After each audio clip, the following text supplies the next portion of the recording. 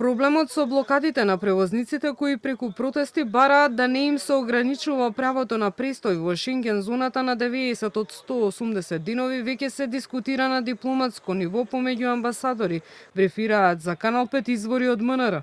Оттаму велат дека по денешниот состанок помеѓу амбасадорите од Европската унија и Западен Балкан за можно решение ќе дискутираат и министрите во текот на наредната недела. Во меѓувреме, камионите на македонските гранични премини трет ден не се поместуваат од место.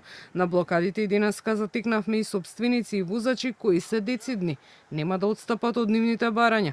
Од Асоциацијата на Сдруженија на превозници Макам Транс велат дека не очекуваат за 2 дена да има решение, но имаат надеж дека за кратко време Брисел ќе ја преиспита одлуката и ќе ја промени.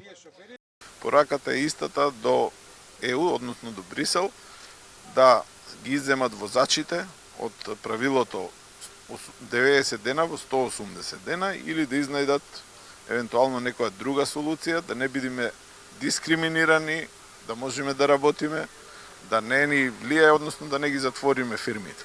Едноставно ние ќе си ги префрлиме фирмите во Европска унија, со тоа не добиваат ништо.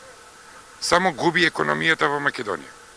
Загуби има и ќе има, свесни сме за нив, велат превозниците, но секако тие ќе бидат многу поголеми доколку не се превземе нешто пред април, кога одлуката треба да стапи на сила. Поддршка имаат и од автобуските превозници, бидејќи ова ги тангира и нив.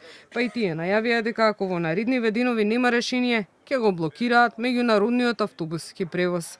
Блокадите на граничните премини во Македонија, Србија, Црна Гора и Босна и Херцеговина се поттикнати од новиот електронски систем за влез и излез од Европската унија. А според првичните проценки, дневните загуби на Западен Балкан се над 100 милиони евра.